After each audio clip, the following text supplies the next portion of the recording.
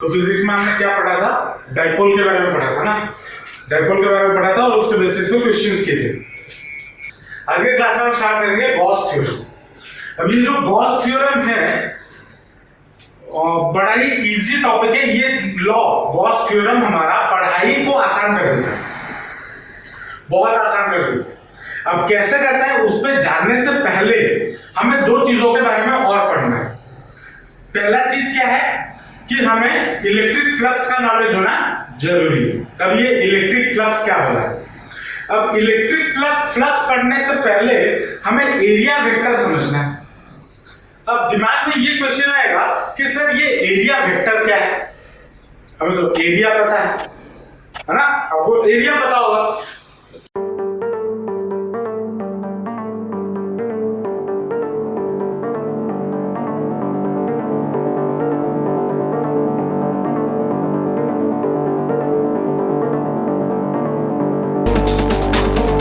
तो area vector क्या है इसको जरा समझते हैं। मान लो ये कार्डबोर्ड है ना, इसका लेंथ है, ब्रेड्थ है, राइट? मतलब इसका एरिया हम कैलकुलेट कर सकते हैं।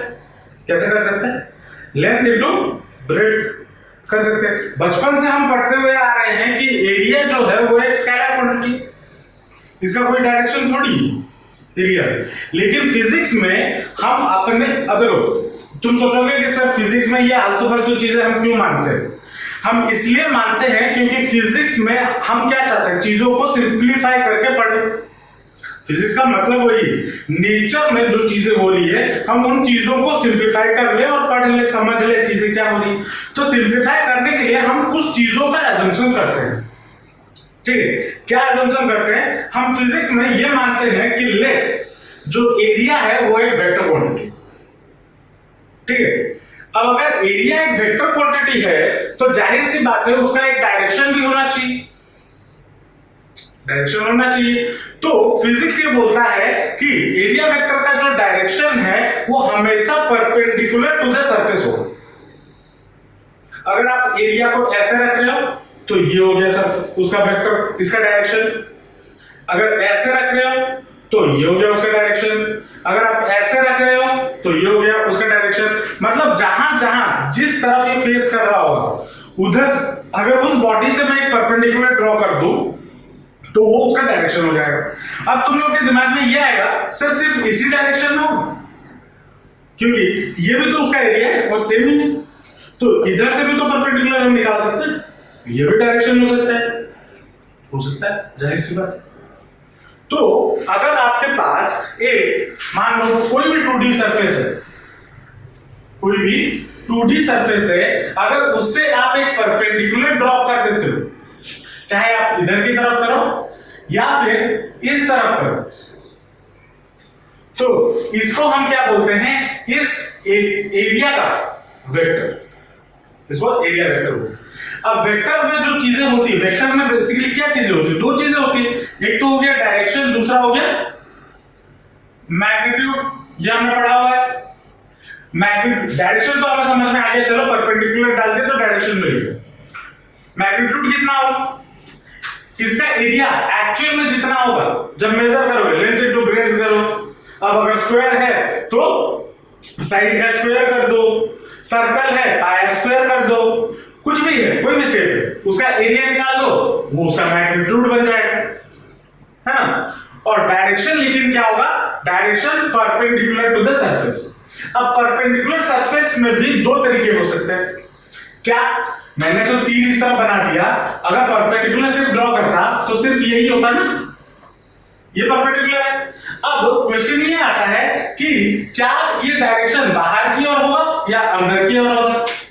मतलब अगर मैं, ये आपका एरिया है, मान लो ये एरिया है, अब हो सकता है इसका डायरेक्शन, अगर मैं, एक तो ये डायरेक्शन हो सकता है, दूसरा ऐसा भी हो सकता है ना अंदर की तरफ, दो डायरेक्शन हो सकता है। तो कौन सा डायरेक्शन है? दोनों ही तो परपेंडिकुलर है ना, ये भी परपेंडिकुलर है अगर बाहर आ रहा है, और अगर अंदर भी जा रहा है वो भी परपेंडिकुलर है ना, तो कौन सा डायरेक्शन है? तो उसके लिए फिजिक्स में हम अपने हिसाब के लिए, अपने कैलकुलेशन के लिए, अपने सहूलियत के लिए हम क्या मानते हैं, जो डायरेक्शन होगा वो हमेशा आउटवर्ड टू द सरफेस होगा। एरिया वेक्टर का डायरेक्शन, एरिया वेक्टर का डायरेक्शन हमेशा क्या होगा, आउटवर्ड टू द सरफेस। अगर इस तरफ निकाल रहे हो तो इधर से बाहर, अगर इस तरफ पीछे से निकाल रहे हो तो इस तरफ से बाहर। समझ में आया? पक्का? इसको दो लाइनों में लिख देता हूं, कॉपी में लिख लेना। चलो, तो ये हो गया एरिया वेक्टर की कहानी। क्या हो गया? Area is a vector quantity, magnitude of area is equal to the area of the surface. मतलब इसका जो सरफेस का एरिया होगा वो उसका मैग्नीट्यूड होगा। और बाय कन्वेंशन हमारे लिए क्या, हमने डायरेक्शन इसको चूज किया है, direction of the area vector should be always be in the outward direction of the surface. Surface से हमेशा बाहर की तरफ निकल रहा हो। ठीक है, अब इसी से जुड़ा हुआ हमें नेक्स्ट टॉपिक पढ़ना है, जो कि है इलेक्ट्रिक फ्लक्स। इसको समझते हैं क्या है। अब फ्लक्स का मतलब क्या होता है? फ्लक्स का मतलब होता है फ्लो होना। ठीक है, फ्लक्स का मतलब होता है फ्लो होना। अब इसको जरा 3D में हम इमेजिन करेंगे। तो पहले देख लो, मान लो इलेक्ट्रिक फील्ड लाइंस इस दीवार से निकल के इस दीवार की ओर जा रहा है। ठीक है, मतलब ये जो टोटल दीवार है, हर दीवार में से एक एक तीर निकल के जा रहा हो ना, हर दीवार में से एक एक तीर निकल के जा रहा हो, और निकल के यहां से निकल रहा है और कहां जा रहा होगा, इस दीवार में जा रहा होगा। चलो, अब इलेक्ट्रिक फील्ड, और ये जो इलेक्ट्रिक फील्ड के बारे में मैं बात कर रहा हूं, ये हमारा यूनिफॉर्म इलेक्ट्रिक फील्ड है। मतलब हर जगह इलेक्ट्रिक फील्ड सेम है। अब मान लो मैं कोई एक एरिया, ये एरिया वेक्टर है ना, मैंने अभी बताया, मान लो ये इसका सर्कल एरिया है, लेंथ टू ब्रेड्थ। अब मैं इसको इस डायरेक्शन में ऐसे रख दिया, ठीक है, इधर रख दिया। अब अगर इधर रख दिया तो इसमें से जितने इलेक्ट्रिक फील्ड लाइंस जा रहे होंगे, कुछ इलेक्ट्रिक फील्ड लाइंस इस कार्डबोर्ड के थ्रू पेनिट्रेट करके जाएंगे, और कुछ इलेक्ट्रिक फील्ड लाइंस ऐसे होंगे जो इसको टच भी नहीं करेंगे, आर पार हो जाएंगे। ये थोड़ा इमेजिन करो, सोचो, बहुत सारे तीर आ रहे हैं। मान लो जैसे ये मूवी देखे हो, बाहुबली 2, उसमें एंड में क्या होता है, सब तीर आता है बहुत सारा, और सामने से वो बैठा रहता है, और उसके ऊपर बहुत सारे तीर लगते हैं, लेकिन बहुत सारे तीर जमीन पे भी गिर जाते हैं, लग जाते है ना? याद है, दिखे हो या नहीं? चलो ठीक है। तो वैसे ही अगर बहुत सारे तीर इधर से निकल के आ रहे हैं, मैं अगर यहाँ पे एरिया रख दूं, तो बहुत सारी इलेक्ट्रिक फील्ड लाइंस इसमें से पास होंगे, और कुछ ऐसे भी इलेक्ट्रिक फील्ड लाइन होंगे, कुछ क्या और भी बहुत सारे इलेक्ट्रिक फील्ड लाइन ऐसे होंगे जो इसमें से पार नहीं होंगे, जो इसको आर पार, मतलब इससे इंटरफियर नहीं करेंगे, है ना? तब इसी चीज को बोलते हैं हम इलेक्ट्रिक फ्लक्स। चीजों को समझना, मैं थोड़ा जोड़ना चाहता हूं अभी एरिया वेक्टर को और इलेक्ट्रिक फ्लक्स को। इलेक्ट्रिक फ्लक्स का मतलब क्या हो गया, अगर एक पर्टिकुलर एरिया, एक यूनिट एरिया में अगर जितने number of electric field line pass हो रहे होंगे, उसको हम बोलेंगे इलेक्ट्रिक फ्लक्स। अब इसको थोड़ा नंबर के साथ जोड़ते हैं। मतलब मान लो इस दीवार में से 1 लाख इलेक्ट्रिक फील्ड लाइन निकल रहे, 1 लाख इलेक्ट्रिक फील्ड लाइन निकल रहे, लेकिन इस एरिया में से मान लो सिर्फ 1000 इलेक्ट्रिक फील्ड लाइन पास हो, और बाकी सारे इलेक्ट्रिक फील्ड लाइन वैसे ही चले गए, तो फ्लक्स हमारा कितना हो जाएगा? फ्लक्स हमारा कितना हो जाएगा, जितना इसमें से, इस एरिया में से जितना पास किया। ठीक है, तो फ्लक्स, पहले इसका डेफिनेशन लिख लो। इसका डेफिनेशन है number of field lines, field line मतलब इलेक्ट्रिक फील्ड लाइन, समझ लेना, ठीक है? फील्ड लाइन पासिंग थ्रू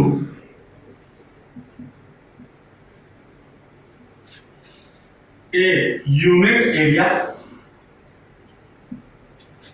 इसको हम बोलते हैं इलेक्ट्रिक फ्लक्स।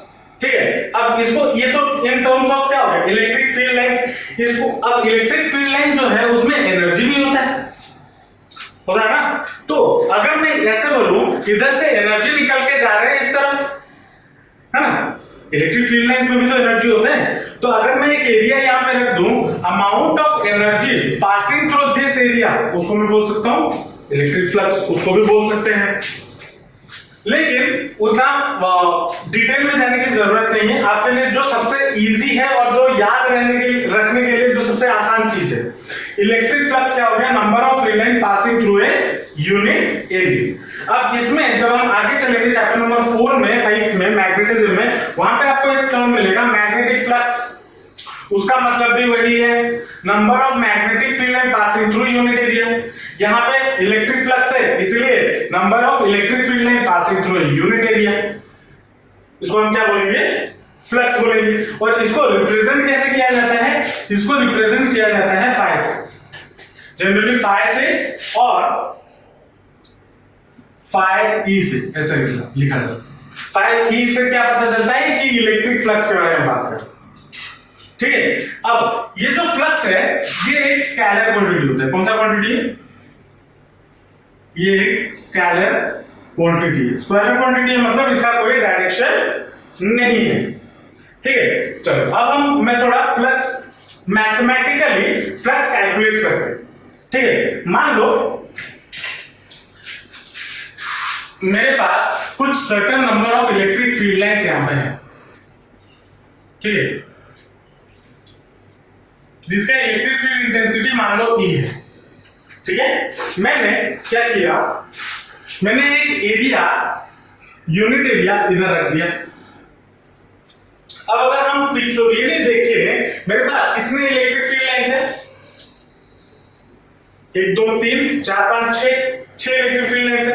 अब कितने इलेक्ट्रिक फील्ड लाइंस इस एरिया को कट कर रहे हैं, 1 2 3 क्रॉस कर रहे हैं, तो इलेक्ट्रिक फ्लक्स क्या हो जाएगा, इसका एरिया इनटू इलेक्ट्रिक फील्ड, ठीक है। अब ऐसा क्यों होता है जरा समझना। अब एज बिकॉज ये एरिया है, इसका एरिया वेक्टर किधर होगा, इस डायरेक्शन में ये एरिया वेक्टर होगा ना, जो परपेंडिकुलर होगा। एरिया वेक्टर के बारे में बात की, एरिया वेक्टर ये होगा, तो फ्लक्स, तो जो फ्लक्स है फाई इज इक्वल टू क्या होता है, इलेक्ट्रिक फील्ड डॉट ए, ठीक है। अब यहां पे मैंने डॉट क्यों दिया, क्रॉस क्यों नहीं दिया, देखो ये सब 11th क्लास में आप पढ़े हो, फिर भी मैं रिवाइज करवा रहा हूं क्योंकि मुझे पता है 11th में आपका फिजिक्स में आप 11th में कुछ भी नहीं पढ़े हो, फिर भी बता दे रहा हूं। डॉट प्रोडक्ट क्यों हुआ, क्योंकि जब कोई भी दो वेक्टर क्वांटिटी, एरिया एक वेक्टर क्वांटिटी, इलेक्ट्रिक फील्ड एक वेक्टर क्वांटिटी है, जब दो वेक्टर क्वांटिटी मल्टीप्लाई होने पे अगर आपको एक स्केलर क्वांटिटी मिलता है, दो वेक्टर क्वांटिटी को मल्टीप्लाई करने पे अगर आपको एक स्केलर क्वांटिटी मिलता है, तो वो उसके बीच में हम लगाते हैं डॉट प्रोडक्ट। और अगर दो वेक्टर क्वांटिटी को मल्टीप्लाई करने पे मुझे एक वेक्टर क्वांटिटी मिलता है, तब हम वहां पे क्या लगाते हैं, क्रॉस प्रोडक्ट, ठीक है। इतना तो समझ में आ गया हो। चलो, तो फ्लक्स ये एक स्केलर क्वांटिटी है और इसका जो बेसिक फॉर्मूला है वो क्या है, E vector dot A vector. अब यहां पे क्वेश्चन आता है कि अब डॉट प्रोडक्ट में हमने ये भी पढ़ा हुआ, डॉट प्रोडक्ट जब होता है हम उसको जब रिजॉल्व करते हैं, मतलब E vector dot A vector, या फिर अगर मेरे पास एक vector A vector dot B vector में करता हूं, तो दैट इज इक्वल टू क्या होता है, A वेक्टर का मैग्नीट्यूड इनटू B वेक्टर का मैग्नीट्यूड इनटू cos थीटा, ये होता है, ये हमने पढ़ा हुआ। तो अगर मैं फ्लक्स को इधर इस फॉर्म में लिखना चाहूं तो क्या हो जाएगा, E वेक्टर का मैग्नीट्यूड इनटू एरिया वेक्टर का मैग्नीट्यूड इनटू cos थीटा, ये होगा। तो ये थीटा क्या चीज है, थीटा क्या बना है, theta is the angle between electric field and area vector. यहां पे इलेक्ट्रिक फील्ड और एरिया वेक्टर के बीच में कितना एंगल है, 0 डिग्री। अब इसको जरा समझ, theta is the angle between electric field and area vector, ठीक है। अब देखो यहां पे इसको जरा समझना, यहां से इलेक्ट्रिक फील्ड लेना आ रहे हैं। अब इसका एरिया वेक्टर कैसा होगा, इस कार्डबोर्ड में दिख रहा है ना, इसका एरिया वेक्टर कैसा होगा, ऐसा इस तरफ दिख रहा है तुम्हें, इस तरफ होगा एरिया वेक्टर होगा ना। अब अगर इस तरफ एरिया वेक्टर है, इलेक्ट्रिक फील्ड लाइन मान लो इधर से इधर आ रहा है या फिर इधर से, देखो इलेक्ट्रिक फील्ड लाइन इस दीवार से उस दीवार जा रहा है, तो इलेक्ट्रिक फील्ड लाइन इसका एरिया वेक्टर मान लो कैसा हो गया, ऐसा ये वाला एरिया वेक्टर हो गया। अब इलेक्ट्रिक फील्ड लाइन और एरिया वेक्टर के बीच में कितना एंगल हो गया, 0 डिग्री। लेकिन अगर मैं एरिया वेक्टर को ऐसे घुमा दूं थोड़ा, मतलब अगर मैं ऐसे घुमा दूं तो ये हो गया एरिया वेक्टर, लेकिन इलेक्ट्रिक फील्ड लाइन तो सीधा ही जा रहा होगा ना, तब एरिया वेक्टर और इलेक्ट्रिक फील्ड लाइन के बीच में एक एंगल क्रिएट होगा। इसको जरा समझते हैं। मान लो मैं इसको ऐसे ना रख के इसको ऐसे रखूं, कैसे बने इसको जरा, अच्छा ये क्यूबॉइड ना करके मैं अगर ओवल बना देता हूं, इसको जरा ऐसे समझना। पहले हमारा कैसा था, ये हो गया इलेक्ट्रिक वेक्टर, इलेक्ट्रिक फील्ड। पहले हमारा कैसा था, ये मान लो एरिया वेक्टर हो गया, ये हो गया एक, होगा या नहीं होगा, सेप तो कुछ भी हो सकता है ना एरिया का। अब मैं अगर इसको ऐसे ना करके इसको जरा टिल्ट कर दूं, टिल्ट कर दूं मतलब कुछ ऐसे कर दूं,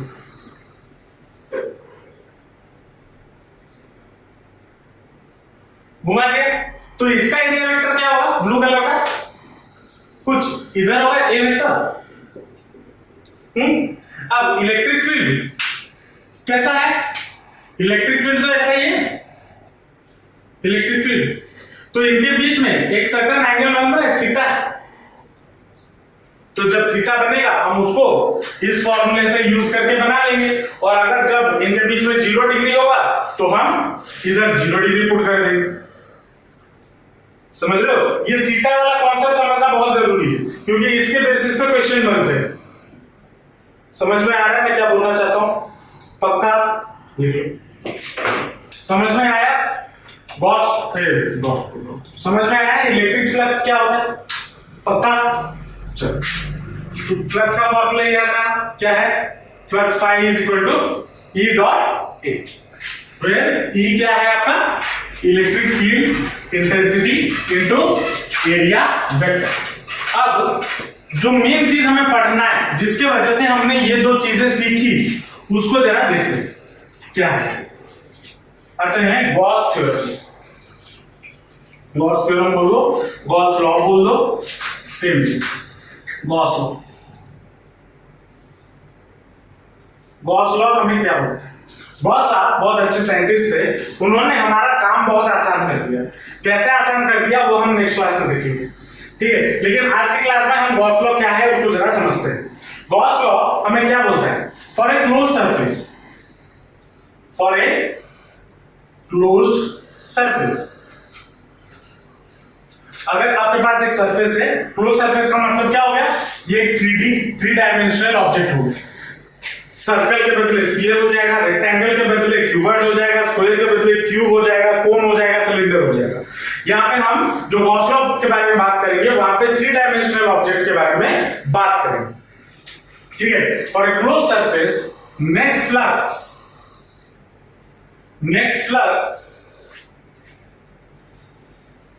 is equal to 1 by epsilon naught times the charge enclosed in it,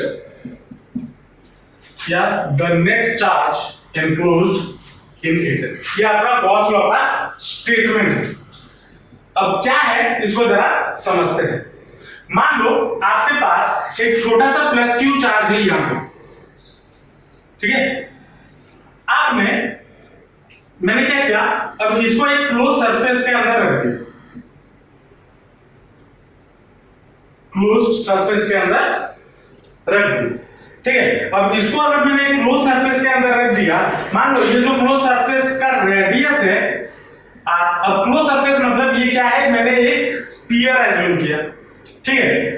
ये एजम्पशन है, मैंने इसको उसके अंदर रखा नहीं, मैं एज्यूम मान लो एक छोटा सा चार्ज रखा हुआ है, मैंने क्या किया मान लिया कि ये छोटा सा चार्ज एक क्लोज स्फीयर के अंदर रखा हुआ, ठीक है, मैंने क्लोज स्फीयर के अंदर, और इस सरफेस को हम क्या बोलते हैं, इसको नाम देते हैं गॉसियन सरफेस। क्या नाम देते हैं? Gaussian surface. तो यहाँ पे आप कॉपी में या बुक में बहुत सारे जगह पे स्टेटमेंट देखने को मिलेगा आपको, let the charge is placed inside a Gaussian surface.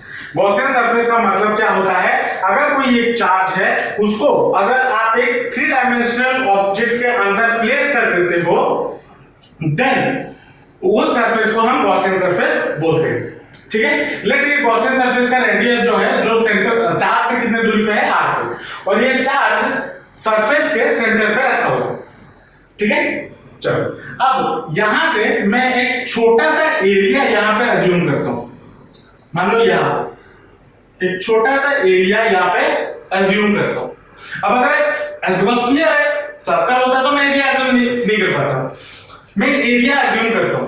अगर एरिया अज्यूम करता हूं तो यहां से एक एरिया वेक्टर होगा, ये वेक्टर होगा ना, और यहां पे कौन सा चार्ज है, पॉजिटिवली चार्ज, और पॉजिटिवली चार्ज से इलेक्ट्रिक फील्ड निकल रहे होंगे बाहर की ओर, हर डायरेक्शन में निकल रहे होंगे या नहीं निकल रहे, ई इलेक्ट्रिक फील्ड निकल रहे होंगे ना। तो ले यहां से भी इस एरिया वेक्टर में से भी एक छोटा सा इलेक्ट्रिक फील्ड निकल रहा होगा। अब यहाँ पे आज बिकॉज मैंने एक छोटा सा पार्ट लिया है, छोटा सा एरिया लिया है, मैं इसको क्या नाम दे देता हूं, डी, ठीक है।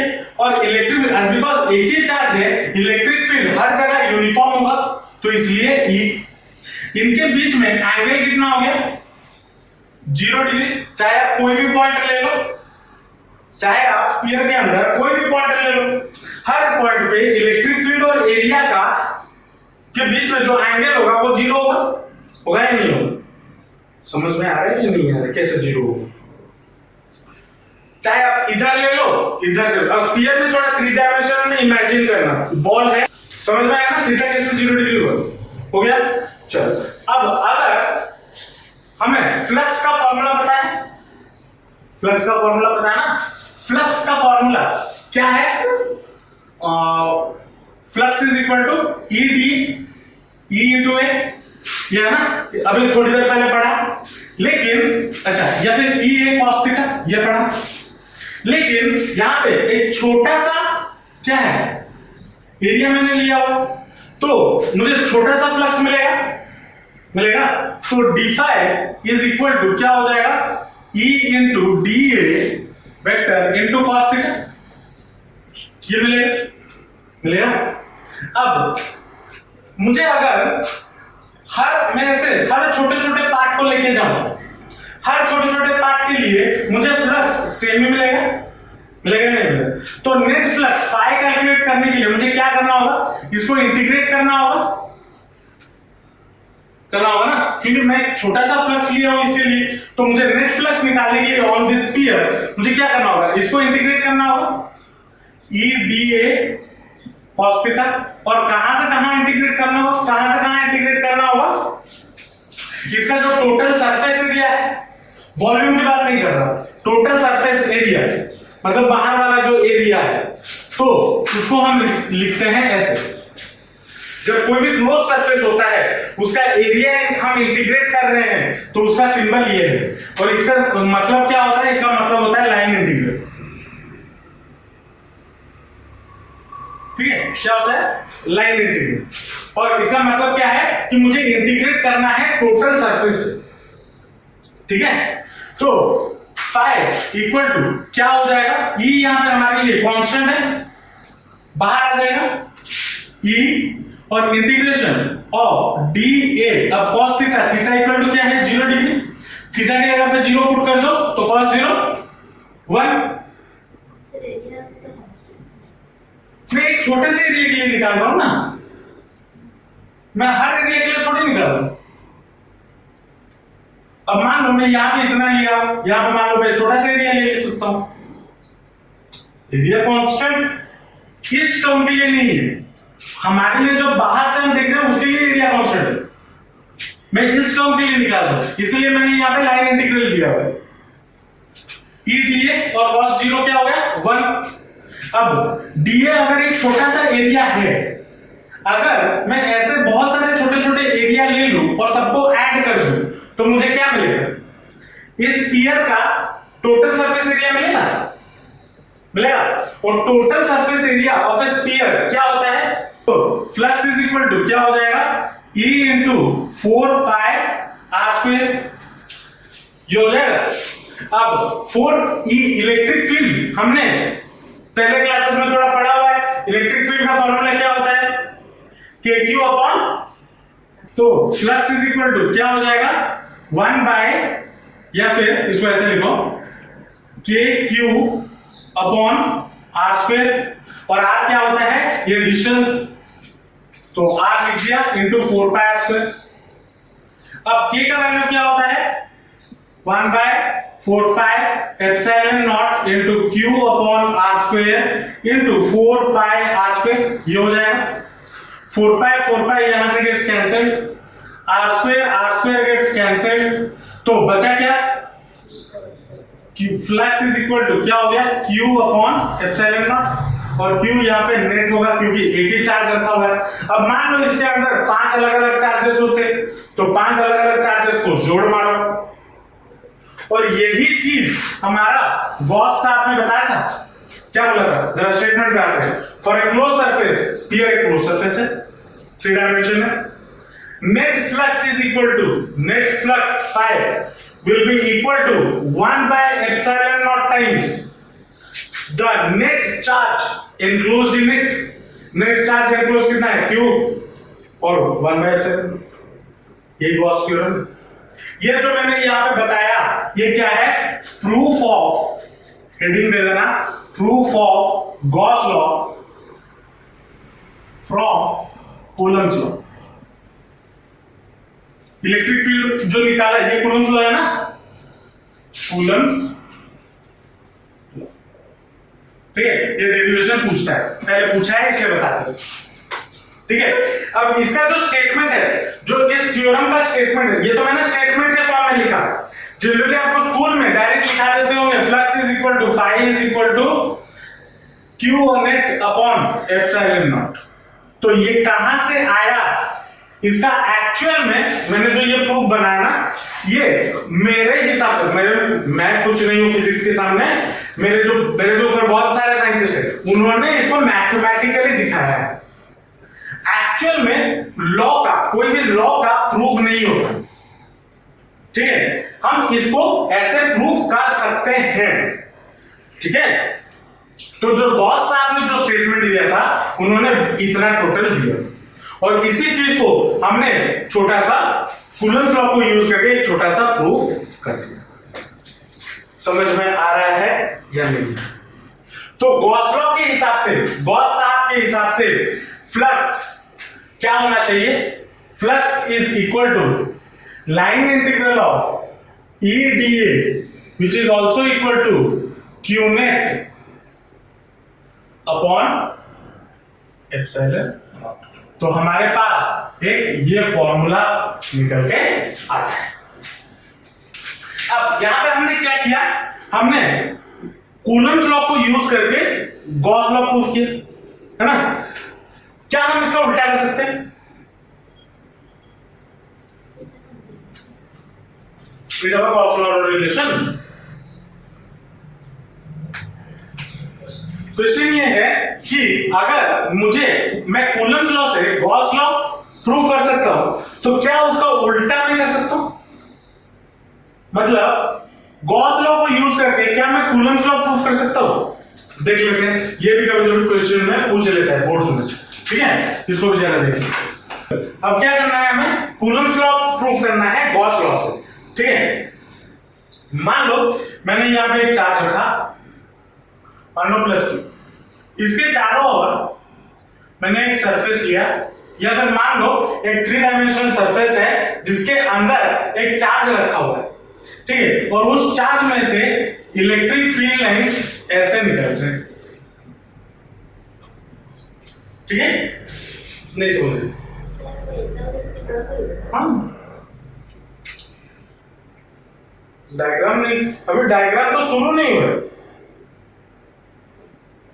इससे पहले भी जो मैंने डायग्राम करवाया है वो भी एग्जाम में करना है। चलो क्या बोल रहा था? हाँ, इलेक्ट्रिक फील्ड इस डायरेक्शन में निकल रहे हैं, मान लो ई, और मान लो मैंने यहाँ पे छोटा सा एरिया वेक्टर लिया जो कि है इस डायरेक्शन में, ये ई का है, ये ए वेक्टर है, ठीक है, ये ऐसा है। अब हमें क्या पता है गॉस लॉ से हमें ये पता है flux phi is equal to line integral of E d A cos theta is equal to q upon epsilon naught, ये होता है ना। अब यहां पे थीटा कितना है? 0 डिग्री यहां पे पुट कर दो, तो line integral of E d ए कितना हो गया? q अपॉन एप्सिलॉन हो गया। अब अगर ये कांस्टेंट है, ये बाहर ले आए, बचा कितना? Integration of line integral of d A is equal to q upon epsilon naught, ये बचा। अब ये कांस्टेंट है इनटू डी ए का, और डी ए का मतलब क्या है? इसका टोटल एरिया, सरफेस एरिया का इंटीग्रेशन, और सरफेस एरिया का इंटीग्रेशन कितना हो जाएगा? 4 pi r square into 4 pi r square, मान लो इसका रेडियस आर है, तो इज इक्वल टू कितना हो गया? Q by epsilon naught. तो इलेक्ट्रिक फील्ड कितना हो गया? Q by epsilon naught into 1 by 4 pi r square, ये हो गया। इसको अगर हम थोड़ा सजा के लिख दे तो क्या मैं इसको ऐसे लिख सकता हूं? 1 by 4 pi epsilon naught into Q by r square, थोड़ा सजा के लिखिए। दैट इज इक्वल टू क्या हो गया? E इज इक्वल टू के क्यू अपॉन आर स्क्वायर, ये हो गया। और यही हमारा कूलम्ब लॉ था इलेक्ट्रिक फील्ड के लिए। तो गॉस लॉ से हमने कूलम्ब लॉ डिराइव कर लिया, इसके पहले हमने कूलम्ब लॉ से गॉस लॉ डिराइव किया, ठीक है। तो यहां पर हम जब डेरिवेशन ये कर रहे हो, जब एग्जाम में ये डेरिवेशन करोगे, सुन लो पहले लिखना, उसके बाद एग्जाम में मान लो ये आपको डेरिवेशन पूछा कि prove coulomb law from Gauss law. अब मैंने यहाँ पे डायरेक्ट स्टेटमेंट लिख दिया, एग्जाम में घुमा फिरा के पूछता है। अगर पूछता है तो यहाँ पे मैंने आपको मुंह जबानी बोल दिया कि लेट यहाँ पे एक चार्ज है, उसके चारों ओर एक गॉसियन सरफेस है, और यहाँ से इलेक्ट्रिक फील्ड ऐसे निकल रहा है, उनके बीच में एंगल इतना है, मैंने मुंह जबानी बोल दिया। आपको एग्जाम हॉल में, एग्जाम पेपर में वो सब चीजें स्टेटमेंट में लिखना है, ठीक है। वो स्टेटमेंट में लिखोगे तभी जाके आपको फुल मार्क मिलेगा।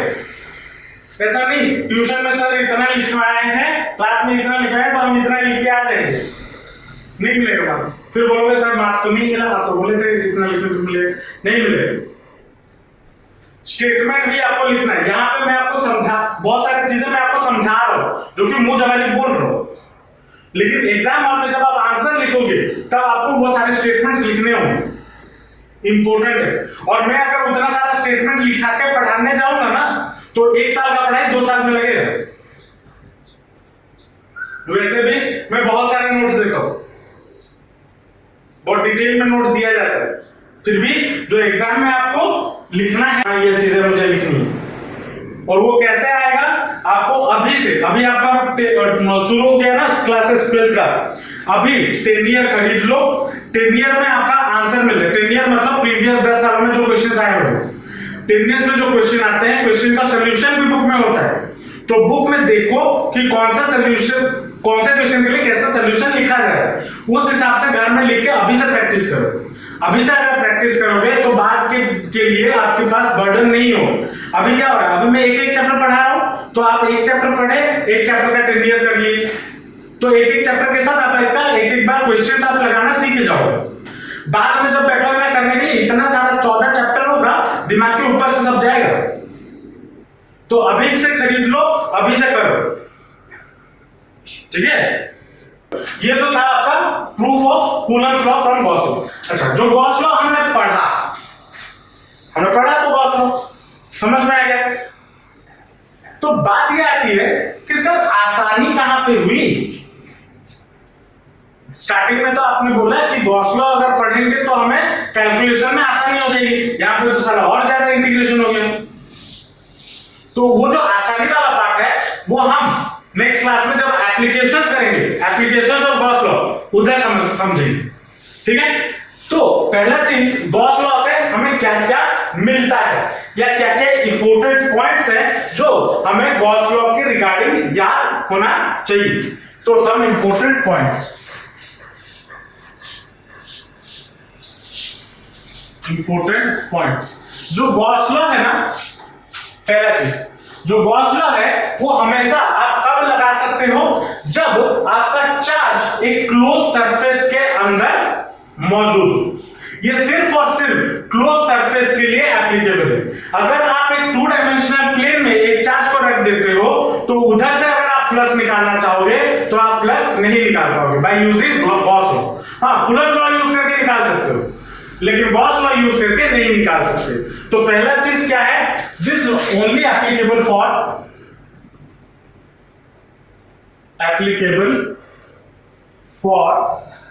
Closed surface. किसके लिए काम करता है, सिर्फ क्लोज सरफेस के लिए काम करता है। दूसरा, इससे हमें जब मैं क्यू फ्लक्स निकालने जाऊंगा जो फाई नेट मुझे मिलेगा वो कैलकुलेट करने में मुझे आसानी हो जाती है। कैलकुलेशन ऐसे लिखो, obtaining phi net becomes easy. अब कैसे इजी हुआ पढ़ेंगे, ठीक है। तीसरा चीज हमें यहां पे और क्या मिल जाता है, अच्छा और क्या ध्यान में रखना होता है, अगर आपके पास एक गॉसियन सरफेस है तो उसके अंदर चाहे 1 करोड़ चार्ज भी क्यों ना हो तो आपको सारे चार्जेस को ऐड करना है। ठीक है, always take q net in consideration for calculation using Gauss law. ठीक है, गॉस लॉ यूज करते वक्त क्लोज सरफेस के अंदर जितने भी चार्जेस होंगे उन सब चार्जेस को हमें कंसिडरेशन में लेना है।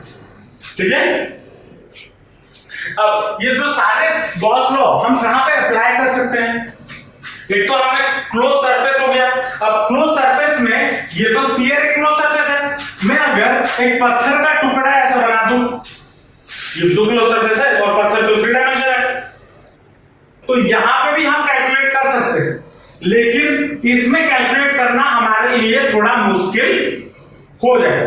जैसे मैंने यहां पे, अब ये जो गॉसियन सरफेस है ये तो इमेजिनरी है ना, मैं यहां पे स्फीयर लिया, आप बोलोगे सर मुझे स्फीयर पसंद नहीं है, मुझे स्फीयर से सर नफरत है। क्यों? मैं पूछा क्यों? क्योंकि बचपन में मेरे सर पे बॉल लग गया था तो मैं स्फीयर ऑब्जेक्ट से दूर रहता हूं, मुझे स्फीयर पसंद नहीं। ठीक है, स्फीयर पसंद नहीं है, सिलेंडर ले लो, आंसर वही आएगा। ट्यूब ले लो, आंसर वही आएगा। लेकिन अगड़म बगड़म पत्थर मत लेना, कैलकुलेट करते करते जान निकल जाएगी। हालांकि इसमें भी आंसर वही आएगा, लेकिन कैलकुलेट करते वक्त जान निकल जाएगी। तो हमेशा हमें क्या चूज करना है, choose the Gaussian surface, choose the Gaussian surface symmetrical, symmetrical choose करना। सिमेट्रिकल मतलब जिसका एक एक्चुअल शेप हो, जिससे हमें कैलकुलेशन करने में आसानी हो। ठीक है, समझ में आया? तो ये सारा चीजें हमें गॉस लॉ से मिलती है। ये भी थ्योरेटिकल पार्ट में ये क्वेश्चन पूछ लेता है। अब यहां पे भी मैंने पूरा स्टेटमेंट नहीं लिखा हुआ है, जो की पॉइंट्स है, की वर्ड्स है उसको लिखा हुआ है। आपको जब आप एग्जाम हॉल में लिखोगे इसको पूरा अच्छे से सेंटेंस बना के लिखोगे। मैंने कीवर्ड क्यों लिखा हुआ है, क्योंकि नोट्स है, बुक में नहीं लिखवा रहा हूं। बुक अगर लिखवाना चाहो तो 1.5 पेज का है। ठीक है, हाँ, एग्जाम में अपने हिसाब से उसको शॉर्ट करके लिखना। इतने तो बड़े हो गए हो, इंग्लिश इतना तो जानते हो कि एक बड़े आंसर को शॉर्ट करके एक छोटे आंसर को बड़ा करके लिखना आता होगा। छोटे आंसर को बड़ा करना है तो बीच में गाना घुसा दो, और अगर बड़े आंसर को छोटा करना है 2-3 जो जो अननेसेसरी थॉट्स है उसको हटा दो, की पॉइंट होना चाहिए और एक प्रॉपर स्टेटमेंट दिखना चाहिए कि हाँ ये प्रॉपर स्टेटमेंट है। यहाँ पे कुछ नाउन का अता पता नहीं है क्या है क्या नहीं। मैं ये क्यों लिखा हूं ताकि की पॉइंट कॉपी में रहे, जब आप कॉपी पढ़ो तो आपको दिमाग में याद आ जाए। ठीक है, तो ये कहानी थी हमारा गॉस लॉ की, इलेक्ट्रिक फ्लक्स गॉस लॉ के बारे में। समझ में आया? कोई डाउट? घर जाना, एनसीईआरटी निकालना, गॉस लॉ में जो गिवन है सिर्फ गॉस लॉ पढ़ना, एप्लीकेशन पढ़ने की जरूरत नहीं है। गॉस लॉ एक बार पढ़ के नेक्स्ट क्लास आना, ताकि जब हम एप्लीकेशंस करें आपको समझ में आए। ठीक है, चलो आज के लिए इतना रखते हैं, मिलते हैं नेक्स्ट क्लास।